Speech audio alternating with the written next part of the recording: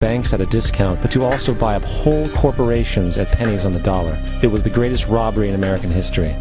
But that didn't stop there. Rather than expanding the money supply in order to recover from this economic collapse, the Fed actually contracted it, fueling one of the largest depressions in history.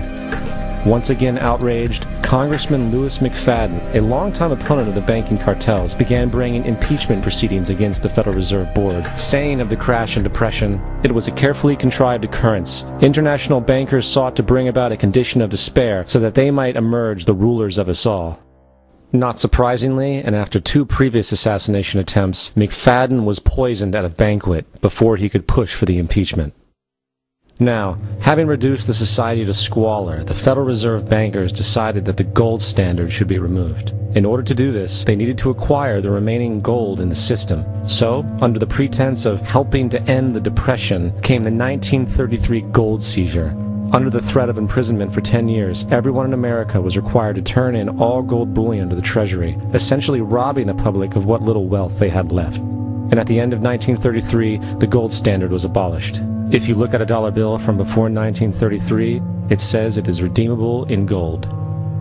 You look at a dollar bill today, it says it is legal tender, which means it is backed by absolutely nothing. It is worthless paper. The only thing that gives our money value is how much of it is in circulation. Therefore, the power to regulate the money supply is also the power to regulate its value, which is also the power to bring entire economies and societies to its knees.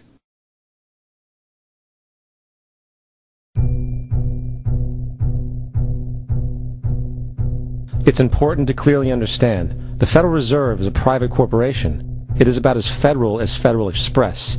It makes its own policies and is under virtually no regulation by the U.S. government. It is a private bank that loans all the currency at interest to the government, completely consistent with the fraudulent central banking model that the country sought to escape from when it declared independence in the American Revolutionary War. Now, going back to 1913, the Federal Reserve Act was not the only unconstitutional bill pushed through Congress. They also pushed the federal income tax. It's worthwhile to point out that the American public's ignorance towards the federal income tax is a testament to how dumbed down and oblivious the American population really is.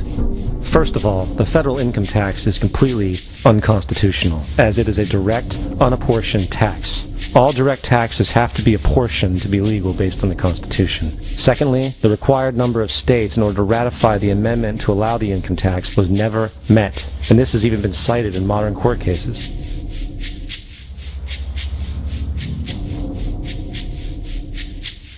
Third, at the present day, roughly 25% of the average worker's income is taken via this tax. And guess where that money goes? It goes to pay the interest on the currency being produced by the fraudulent Federal Reserve Bank, a system that does not have to exist at all.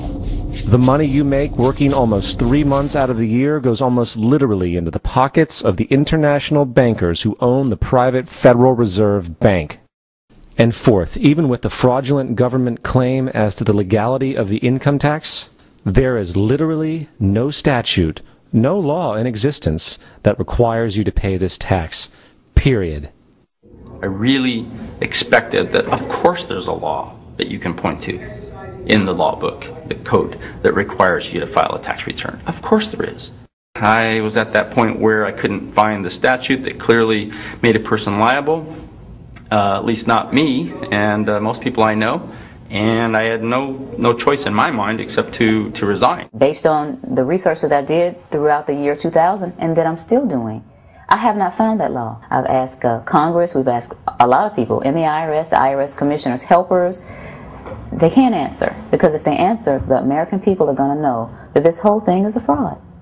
I haven't filed an federal income tax return since I left. I have not filed a tax return since 1999. The income tax is nothing less than the enslavement of the entire country. Now, the control of the economy and the perpetual robbery of wealth is only one side of the Rubik's Cube the bankers hold in their hands. The next tool for profit and control is war. Since the inception of the Federal Reserve in 1913, a number of large and small wars have commenced. The 3 most pronounced were World War I, World War II, and Vietnam. World War I. In